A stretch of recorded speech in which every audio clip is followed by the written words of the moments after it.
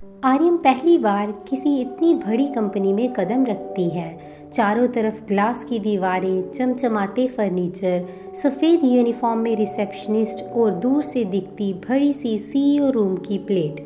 उसके पास एक फ़ाइल है, स्लम रीडेवलपमेंट की रिपोर्ट, जो जीहून को देनी है।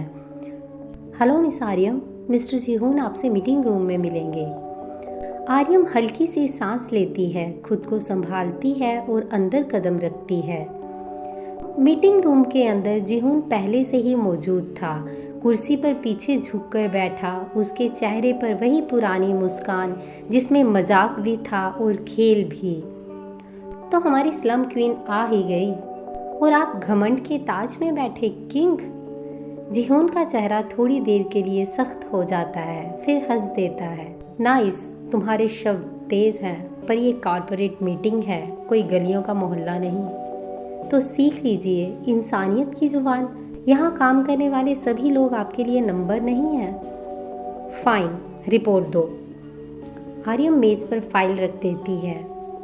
ये वो लोग हैं जो आपकी इस प्रोजेक्ट से उजड़ सकते हैं। अगर आप चाहते हैं कि इस प्रोजेक्ट का नाम अच्छा रहे तो इनकी रिहाइश और शिक्षा का पूरा प्लान बनाना होगा।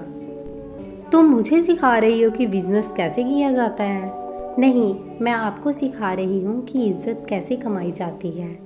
जीहून चुप हो जाता है। उसने पहली बार किसी लड़की को इतने ठहराव और आत्मसम्मान के साथ बोलते देखा। आर्यम मीटिंग रूम से बाहर निकलती है, लेकिन बाहर जीहून की सेक्रेटरी और कुछ ऑफिस वर्कर्स खड़े होकर उसे देख रहे हैं, जैसे कोई अजीब चीज़ हो। एक वर्कर ने धीरे से फुसफुसाते हुए कहा, क्या जीहून सर से ऐसे कोई बात करता है? वह लड़की तो अलग ही है, फायर है यार। आर्यम सब सुनती है लेकिन कुछ नहीं कहती। वो सीधी निकल जाती है। उसकी चाल में घबराहट नहीं, सिर्फ आत्मसम्मान था। रात के समय जीहून अपने पेंट हाउस में वाइन का गिलास पकड़े हुए बालकनी में बैठा था। नीचे शहर की रोशनी, पर उसके दिमाग में बस वही लड़की घूम रही थी। उसने मेरी आंखों में देखकर बात की, बिना डरे, बिना झुके। फिर अचानक उसकी याद में वो झोंपड़ी, वह गली और फिर वही पहला टकराव का पल ताज़ा हो गया। आर्यम, तुम्हारी ये हिम्मत मुझे पसंद नहीं आनी चाहिए थी, लेकिन शायद आ रही है। दूसरी तरफ आर्यम घर पहुंच चुकी थी। माँ सो चुकी थी। आर्यम अकेली अपनी किताबों में खोई थी, लेकिन बार बार जीहून का चेहरा आंखों के सामने आ जा रहा था। वह लड़का जितना घमंडी है उतना ही उलझा हुआ भी है, पर मैं इस जंग में पीछे नहीं हटूंगी। ये सिर्फ एक प्रोजेक्ट नहीं, मेरी दुनिया का सवाल है। अगले दिन जीहून ऑफिस में था। जीहून का फ़ोन बजता है।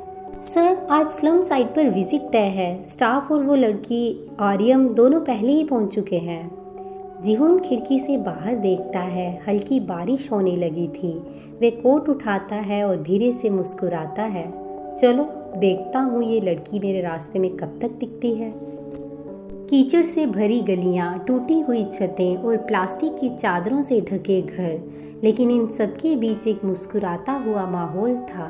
बच्चे बारिश में खेल रहे थे और औरतें अपने आंगन की मिट्टी साफ कर रही थी। आर्यम पहले से वहाँ मौजूद थी, लोगों से बातें कर रही थी, उनकी समस्याएं सुन रही थी और सबके साथ अपने जैसा ही लग रही थी। आर्यम एक महिला से बात करते हुए कहती है, अगर सरकार हमारी गली की नाली बना दे तो बरसात में ये पानी घर में नहीं घुसेगा और बच्चों की स्कूल बस गेट तक आएगी। इसके लिए मुझे जीहून सर से बात करनी होगी। दूसरी महिला ने हंसते हुए कहा, तू ही तो है हमारी आवाज़ बेटी। तभी वहाँ एक काली कार रुकती है। दूर से जीहून उतरता है, स्लो मोशन में, ब्लैक कोट, छाता पकड़े हुए, और उसके पीछे खड़ी उसकी टीम। लोग उसे देखने लगते हैं, कुछ डरते हैं, कुछ बस टकटकी लगाए देखते हैं। आर्यम उसकी तरफ देखती है, कोई मुस्कान नहीं, कोई झुकाव नहीं। अगले ही पल आर्यम और जीहून आमने सामने खड़े थे। तो ये है तुम्हारी दुनिया? हाँ, जहाँ सपनों के लिए नींद से ज़्यादा मेहनत चाहिए।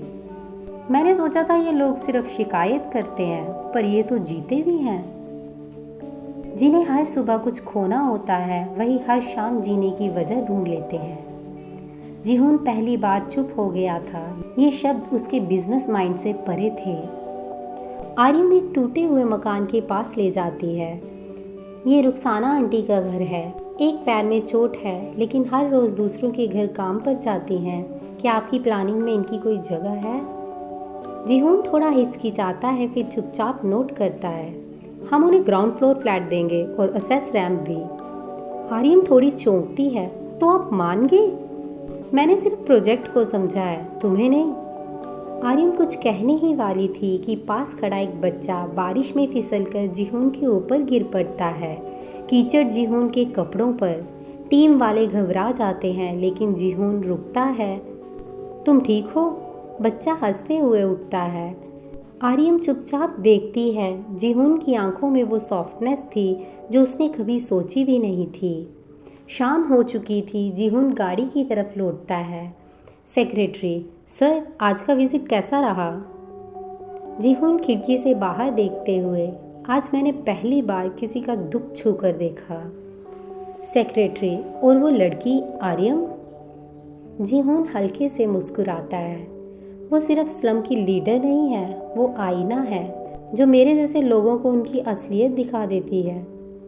रात के समय आर्यम अपने घर पहुंचती है। माँ खाना बना रही थी। आर्यम चुपचाप बैठी थी पर उसकी आंखों में कुछ बदला हुआ था। आज बड़ी चुप हो, कुछ कहा उस सीईओ ने? हाँ अम्मा, उसने सुना। पहली बार किसी अमीर ने हमारे शब्दों को सुना, शायद दिल से। और क्या तुझे अच्छा लगा? आर्यम चौंकती है, फिर नीचे देखती है। नहीं पता, पर शायद अब नफरत भी उतनी नहीं रही। अब आर्यम और जीहून की दुनिया धीरे धीरे एक दूसरे से टकराने नहीं, जुड़ने लगेगी। लेकिन क्या ये जुड़ाव भी उतना आसान होगा जब समाज, परिवार और उनकी सोच बीच में दीवार बन जाएगी? जानेंगे नेक्स्ट एपिसोड में।